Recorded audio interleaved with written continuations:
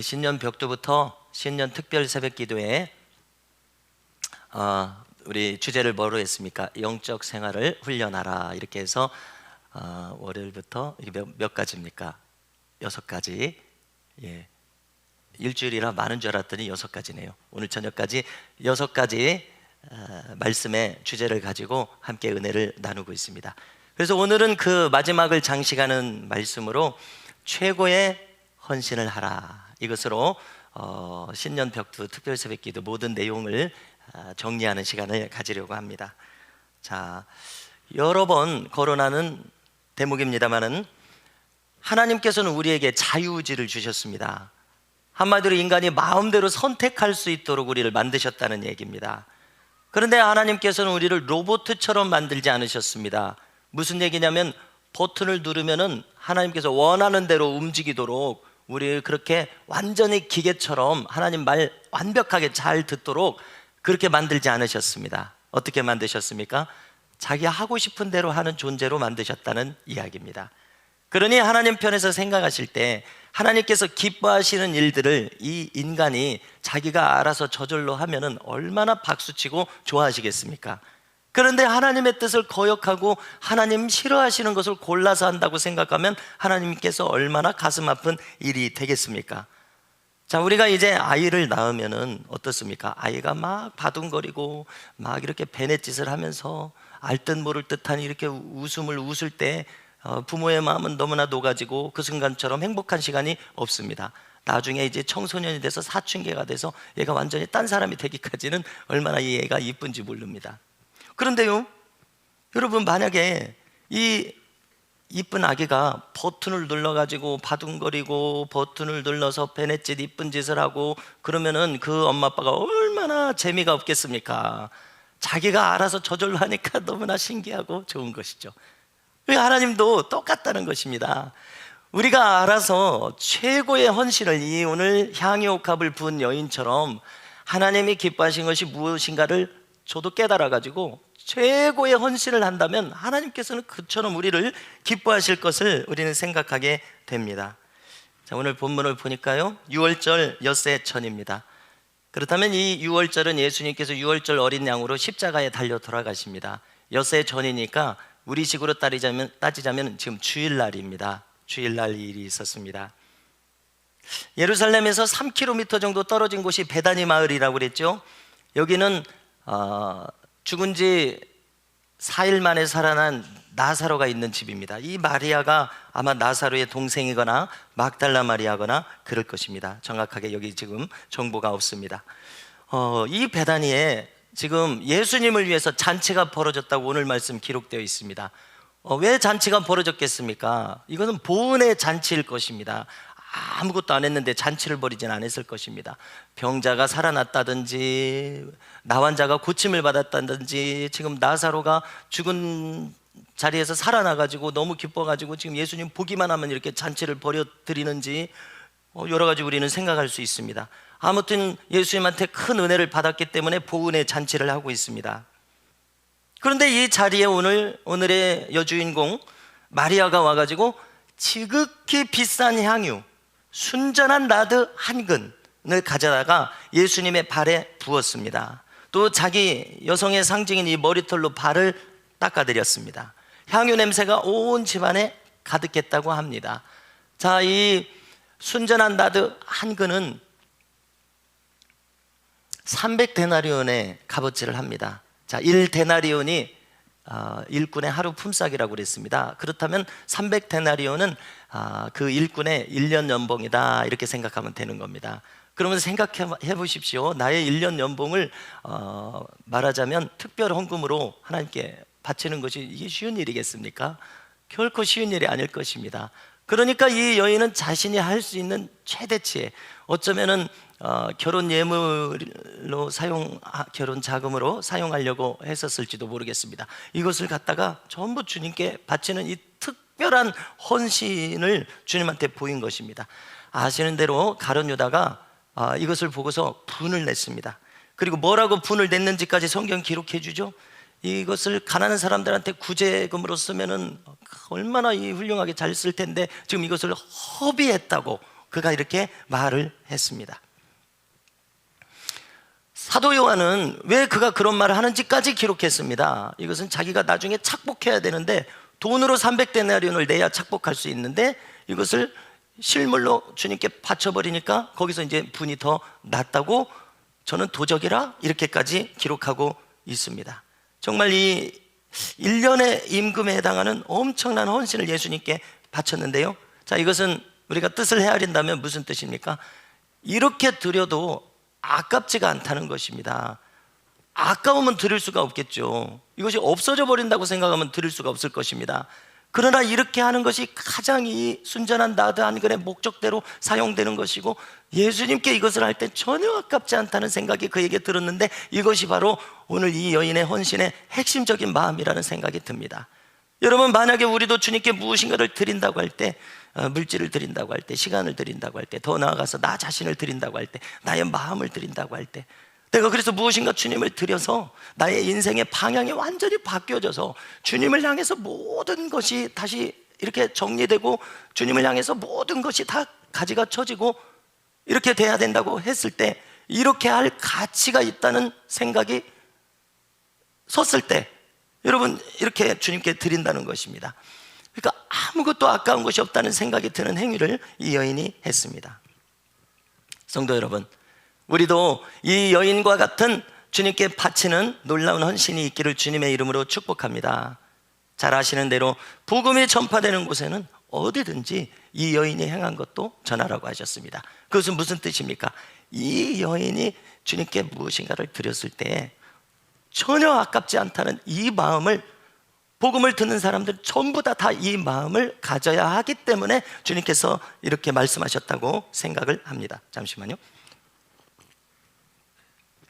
여러분, 다시 한번 거론하면요, 주님께 드리는 것은 아무것도 아깝지 않은 사람이 되어서 신앙생활을 하라는 이야기입니다. 그렇지 않습니까? 자, 그래서 우리가 가장 많이 보편적으로 예를 들 수 있는 것은 11조입니다. 다시 한번 11조를 생각해 보십시오.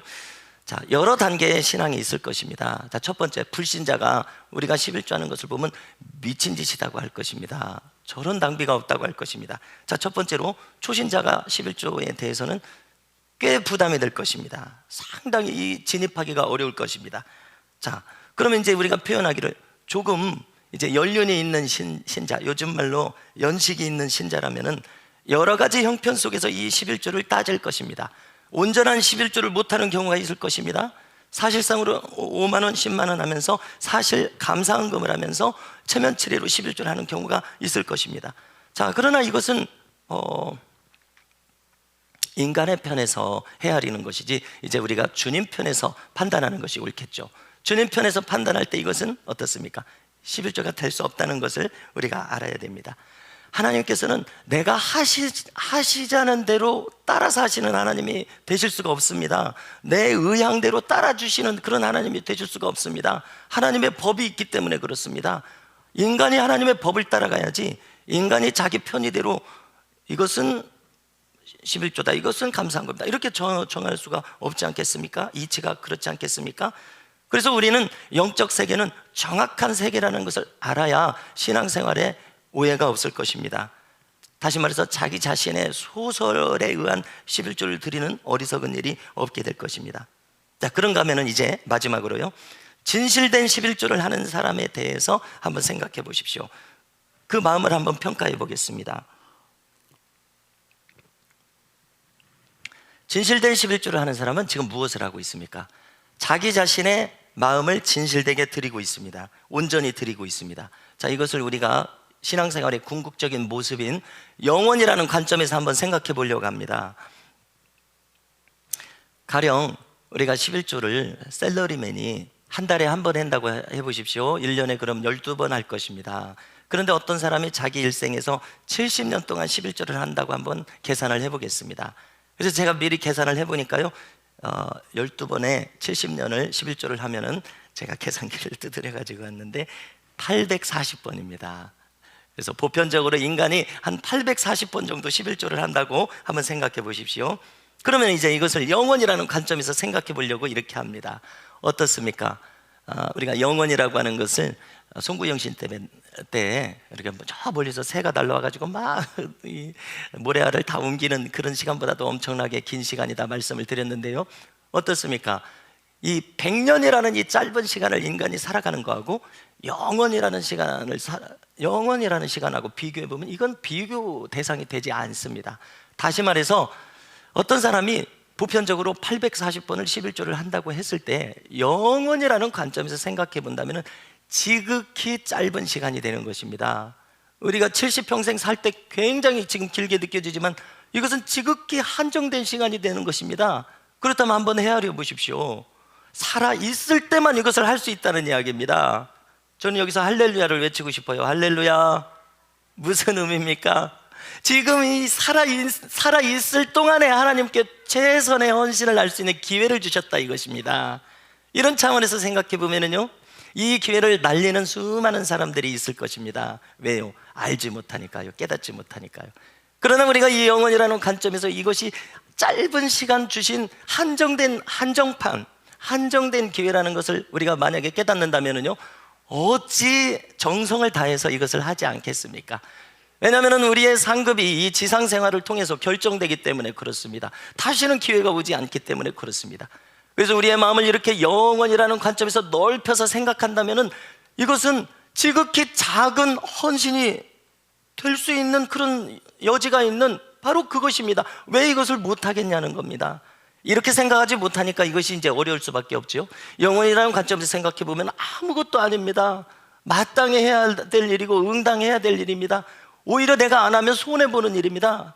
우리가 아침에도 살펴봤습니다마는 하나님께서 후히 주시고 누르고 넘치도록 축복하시기 위해서 11조를 하라고 조건을 걸으셨습니다. 그러면 결국 이것은 무엇이냐면 가만히 한번 또 생각해 보십시오. 우리가 막 엄청난 재벌입니다. 로크펠러 같은 엄청난 재벌입니다. 막 11조 계산, 일주일에 11조 계산하는 직원만 뭐 30명이라고 그랬어요. 몇 명이라고 그랬어요. 엄청난, 상상할 수 없는 그런 엄청난 재벌입니다. 여러분, 그 재벌이 11조를 가령 예를 드는 겁니다. 일주일에 뭐 엄청난 재벌이니까 11조만 일주일에 10조 정도 했다고 한번 생각해 보십시오. 그럼 한번 생각해 보십시오. 하나님에게 그것이 보탬이 되는 돈이 아니라는 얘기입니다. 하나님은 그것보다도 생각할 수 없는 상상 너머에 있는 부유함이 하나님께 있으십니다. 제 아무리 인류 최대의 재벌이라고 할지라도 그 11조 하나님께 보탬이 될 수 있는 것이 아니라는 이야기입니다. 하나님 그거 없어도 된다는 이야기입니다.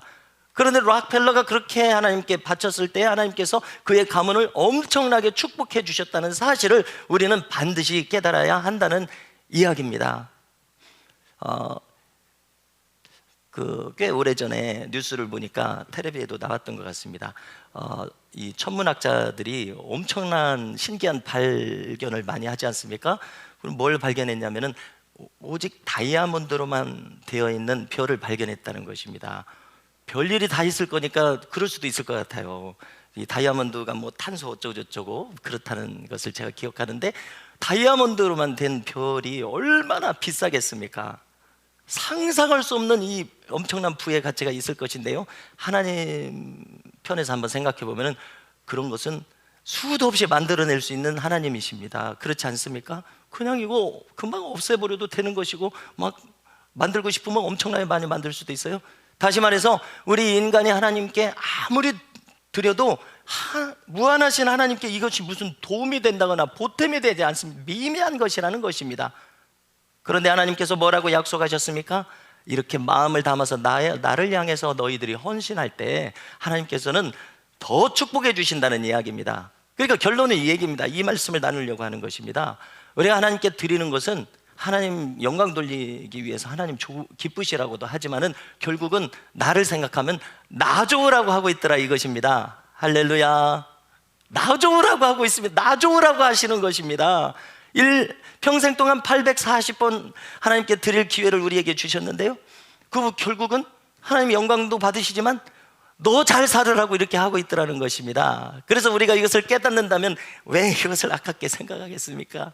그래서 저는 이런 생각을 해봤습니다. 우리가 천국에 가서 정말로 깨닫는다면 고린도전서 13장처럼 천국에 가면 다 깨닫는다고 했습니다. 다 깨닫게 되면 이 지상생활을 생각하면서 땅을 치는 사람들이 많을 것이라는 겁니다.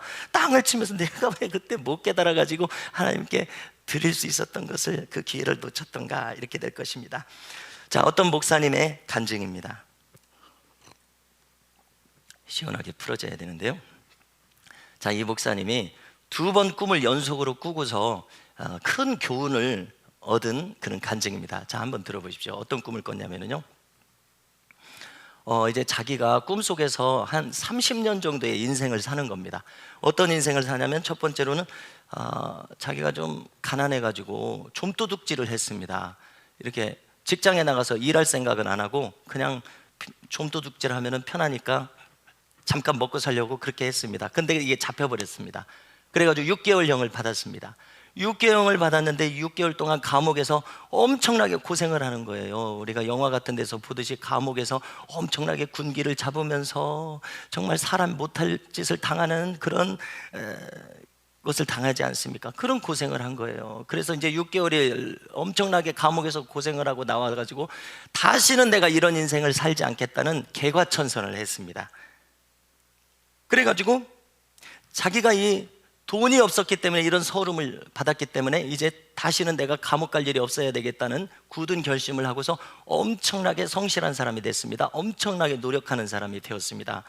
감옥에서 당한 그 치욕 때문에 새 사람이 된 것입니다. 그래가지고 이제 아무 기술이 없으니까 건설 잡부부터 시작해서 일을 하기 시작했습니다. 그래서 엄청나게 성실했습니다. 그랬더니 너무나 성실하니까 승진이 빠른 거예요.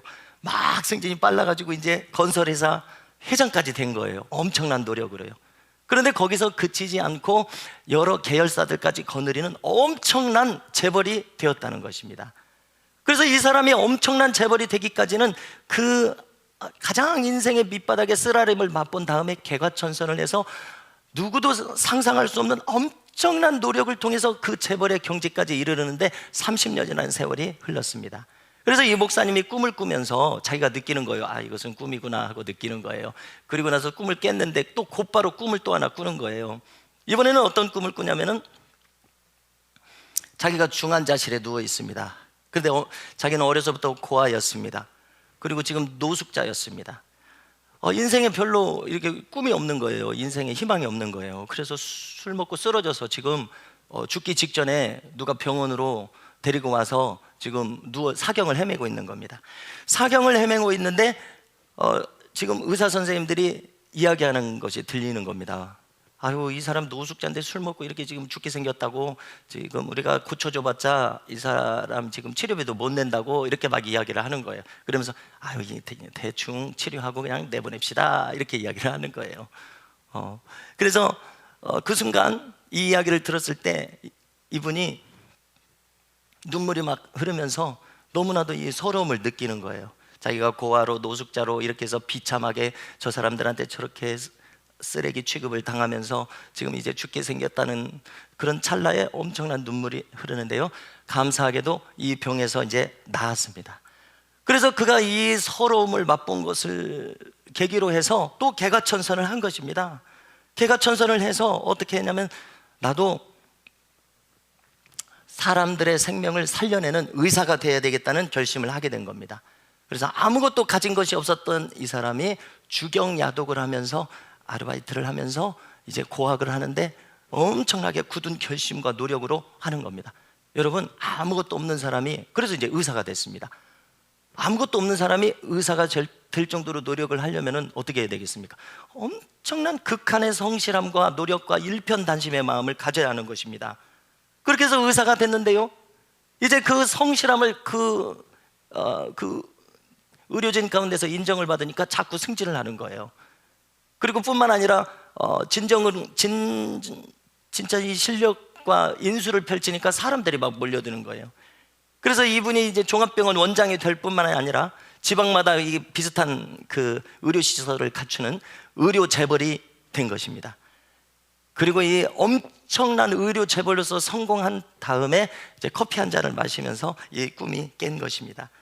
자, 이때 하나님의 이제 음성이 들려오는 것입니다. 뭐라고 이제 들려오냐면요, 자, 믿지 않는 세상 사람들도 자기 이 인생의 밑바닥의 서러움을 이겨내기 위해서 엄청난 노력을 통해서 이렇게 재벌이 되느니라. 그냥 재벌이 되는 것이 아니라 그가 건설업자든지 의료 재벌이든지 엄청난 노력과 성실함으로 엄청난 근성을 가지고 재벌이 되는데, 믿지 않는 사람들도 이렇게 하거든. 하물며 하나님을 믿는 사람들도 마땅히 이와 같은 성실함과 근실함으로 나를 섬겨야 할지니라, 교회를 섬겨야 할지니라, 이렇게 말씀하는 것을 이제 들은 것입니다. 자, 성도 여러분, 진정한 가치를 깨달은 사람은 엄청난 의욕을 가집니다. 오직 그 사람만 의욕을 가지고 근성을 가집니다. 우리가 천국의 진정한 가치를 깨달았는지, 하나님께서 정말 살아계심을 깨달았는지, 예수님께서 나를 향해서 주신 그 엄청난 사랑을 깨달았는지는 우리가 어떻게 사느냐를 통해서만이 증명이 된다는 이야기입니다. 만약에 우리가 이 엄청난 가치를 진정으로 깨달았다면 말입니다, 영혼이라는 관점을 우리가 깨달았다면 말입니다, 우리가 이 세상의 재벌도 하는 그 엄청난 근면, 성실, 근성을 가지고 하는 것처럼 우리가 하나님을 섬기게 될 것이라는 것입니다. 자, 향유를 부은 마리아는 무엇을 드려도 아깝지 않다는 마음으로 하나님 앞에 나아갔습니다. 그래서 우리가 이와 같은 최선의 헌신을 다할 때 우리는 나 자신의 아픔을 잃어버릴 것입니다. 나 자신의 괴로움과 나 자신의 문제를 잃어버릴 정도가 될 것입니다. 뿐만 아니라 어떤 사람들은 과거가 자신의 발목을 잡고 있습니다. 우리가 이 가운데 어쩌면 과거의 쓰라림을 맛보지 않은 분은 아무도 없을 것입니다. 저를 비롯해서 과거의 실패를 맛보지 않은 분은 아무도 없을 것입니다. 가령 어떤 분은 부도를 냈거나, 또 어떤 분은 가정이 깨졌거나, 또 어떤 분은 부모 형제와 의가 상했거나, 또 어떤 분은 부끄러운 죄악에 빠졌었거나. 그런데 하나님은 어떤 하나님이십니까? 죄인이 심판받는 것을 기뻐하시는 하나님이 아니라 죄인이 회개하여 하나님께 돌아오는 것을, 생명으로 돌아오는 것을 기뻐하시는 하나님이신 줄로 믿습니다. 여기 이 향유를 부은 마리아가 과거에 어떤 일이 있었는지 모르겠습니다. 그러나 새 생명을 얻은 그 감사와 기쁨과 감격으로 자기 생명을 새로 얻었기 때문에 가장 귀한 것까지 아낌없이 주님께 드릴 수 있었다는 것을 우리가 엿보게 됩니다. 성도 여러분, 주님께서는 우리에게 최선의 헌신을 요구하시기에 합당한 주님이시라는 사실입니다. 왜냐하면 주님께서 우리를 먼저 부르시고 이 지상에 낫게 하시고 그 다음에 자기 생명을 다해서 우리의 모든 것을 대신 담당하셨기 때문에 그렇습니다. 우리의 죄악을 대신 담당하셨습니다. 우리의 모든 아픔과 부족함과 어려움을 주님께서 대신 담당하셨습니다. 그러므로 주님께서는 자신의 모든 것, 즉 생명까지도 우리에게 주셨기 때문에 우리로부터 그 어떤 것이라도 받기에 합당하신 분이십니다. 바로 그것을 마리아가 마음을 주님께 보여드렸습니다. 그러므로 우리 모두도 마리아를 따라서 어떤 것을 드려도 주님께 아깝지 않은 인생임을 깨달으시는 놀라운 은혜가 우리 모두에게 있기를 간절히 소망합니다. 세상 사람도 하는 그 근성 있는 최선을 다하는 마음이 어찌 우리 믿는 사람 안에서 없는 것이 가당키나 하겠냐는 것을 우리가 깨달아야 할 줄로 믿습니다. 왜냐하면 우리는 최선의 가치를 알고 있는 사람이고 경험한 사람들인데요, 우리가 그 최선의 가치에 합당한 삶과 헌신으로 나아가지 않는다면 이것은 정말 우리가 온전히 깨달은 것이라고 할 수가 없을 것입니다. 성도 여러분, 우리가 이 신년 벽두부터 영적 생활을 훈련하자는 주제를 내걸고 여러 가지 내용을 나눴습니다. 이 내용들을 우리가 소중히 붙드시고서 우리의 전심을 다한 마음으로 하나님께 나아가신 이 한 해가 될 수 있기를 주님의 이름으로 축복합니다.